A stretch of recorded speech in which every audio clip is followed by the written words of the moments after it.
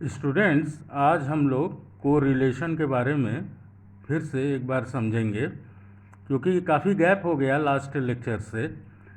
तो कोरिलेशन की डेफिनीशन थोड़ा इस पे ध्यान दीजिए कि इन अ बाइवेरिएट डिस्ट्रीब्यूशन, मतलब बाइवेरिएट डिस्ट्रीब्यूशन का मतलब है कि दो वेरिएबल्स हैं, उनका डिस्ट्रीब्यूशन किया जा रहा है। If the change in one variable affects a change in the other variable, किसी एक वेरिएबल में चेंज होने से अगर दूसरा भी चेंज हो रहा है, then the variables are said to be correlated. और इसका मतलब ये हुआ कि दोनों वेरिएबल्स एक दूसरे से रिलेटेड हैं, दैट इज़ कोरिलेटेड हैं। ठीक है। अब पॉजिटिव या निगेटिव कोरिलेशन क्या होता है कि if the two variables deviate in the same direction, दोनों एक ही डायरेक्शन में चेंज हो रहे हैं, मतलब अगर पहला वाला पॉजिटिव डायरेक्शन में जा रहा है और दूसरा वाला भी पॉजिटिव डायरेक्शन में जा रहा है, इसका मतलब है कि जो कोरिलेशन है वो पॉजिटिव होगा। That is, if the two variables deviate in the same direction, that is, if the increase in one results in a corresponding increase in the other, correlation is said to be direct or positive. इसमें एक example हमने लिया है income and expenditure का, कि जैसे मान लीजिए कि अगर हमारी इनकम 10,000 है और एक्सपेंडिचर हमारा 9,000 है। ठीक है। नेक्स्ट ईयर इनकम हमारी हो गई 15,000 और एक्सपेंडिचर हमारा हो गया सपोज 13,000। ठीक।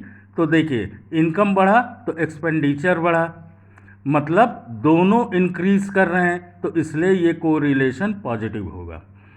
If the two variables deviate in opposite direction, इसका मतलब ये हुआ कि अगर कोई एक वेरिएबल इंक्रीज कर रहा है और दूसरा डिक्रीज कर रहा है, तो इसका मतलब ये होता है कि कोरिलेशन निगेटिव होगा, अपोजिट डायरेक्शन में होगा।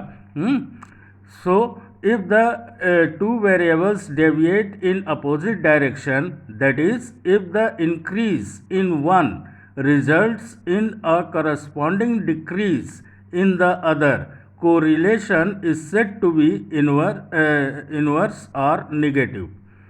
इस पे क्या कहा गया है कि अगर, जैसा कि अभी हमने बताया कि अगर एक वेरिएबल में रिज़ल्ट उसका पॉजिटिव आ रहा है और दूसरा वेरिएबल निगेटिव दे रहा है, तो इसका मतलब डिक्रीज़ हो रहा है, इसका मतलब ये हुआ कि कोरिलेशन आपका निगेटिव होगा।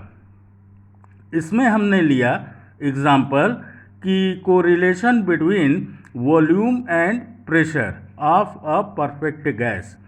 आप जानते हैं कि परफेक्ट गैस में volume V is inversely proportional to the pressure P, that is V is proportional to 1/P।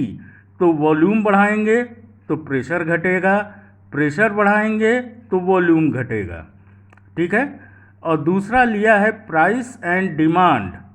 तो प्राइस में है कि अगर प्राइस कम है तो डिमांड ज़्यादा है, अगर प्राइस आपने बढ़ा दिया तो डिमांड कम हो गया। Correlation is said to be perfect if the deviation in one variable is followed by a corresponding proportional deviation, ध्यान दीजिएगा, proportional deviation in the other. जैसे मान लीजिए कि x जो है ये आपका इंक्रीज़ कर रहा है, तो y भी मान लीजिए इंक्रीज़ कर रहा है, लेकिन कैसे? मान लीजिए कि y जो इंक्रीज़ कर रहा है वो 2 टाइम्स इंक्रीज़ कर रहा है, मतलब कहने का मतलब ये है कि x इक्वल 2 टाइम्स y, या x इक्वल 3 टाइम्स y, या x equal 1/2 into y। Proportional relation इसमें रहता है कि अगर एक वेरिएबल x है वो इंक्रीज़ कर रहा है और दूसरा भी इंक्रीज़ कर रहा है, तो कैसे इंक्रीज़ कर रहा है? इन द सेंस कि x is equal to 2 times y। मान लीजिए ये भी हो सकता है कि x इक्वल y, क्यों? प्रोपोर्शनल है, तो यहाँ पर प्रोपोर्शनैलिटी कांस्टेंट जैसे आप k लेते हैं तो यहाँ पर k की वैल्यू 1 है, तो x इक्वल y भी हो सकता है। So correlation is said to be perfect if the deviation in one variable is followed by a corresponding proportional deviation in the other। दूसरी चीज़ कि कोरिलेशन जब हमने शुरू किया तो अपने लेक्चर में हमने बताया था कि इसमें इंडिपेंडेंट और डिपेंडेंट वेरिएबल्स की बात नहीं होगी। अभी तक जो हम लोगों ने इस यूनिट में शुरू से पढ़ा तो वहाँ पर हमेशा हम लोगों ने एज्यूम किया कि y इक्वल एफ एक्स, जहाँ पर x इंडिपेंडेंट है और y डिपेंडेंट है। और इसके बाद ये मेथड ऑफ लीस्ट स्क्वायर में भी हमने देखा कि y इक्वल एफ एक्स, कोई कर्व दिया है तो उसमें y डिपेंडेंट है और x इंडिपेंडेंट है।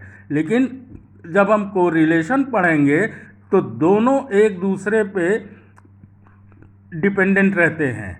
यहाँ पर इंडिविजुअली हम नहीं कह सकते हैं कि अगर y इक्वल एफ एक्स दिया है कोरिलेशन के सेंस में तो y डिपेंडेंट होगा और x इंडिपेंडेंट होगा, ऐसा कुछ नहीं। ये हमारे एजम्पशन पर है कि हमको दो वेरिएबल्स दे दिए गए, x अलग से और y अलग से। अगर हमको उनमें कुछ रिलेशन निकालना है तो हम अपने से एज्यूम कर सकते हैं कि y इक्वल एफ एक्स या x इक्वल एफ वाई। तो यहाँ से स्टूडेंट आप ध्यान रखिएगा कोरिलेशन में कि इंडिपेंडेंट वेरिएबल और डिपेंडेंट वेरिएबल की बात नहीं होगी, दोनों ही इंडिपेंडेंट है अपने अपने टेबल में।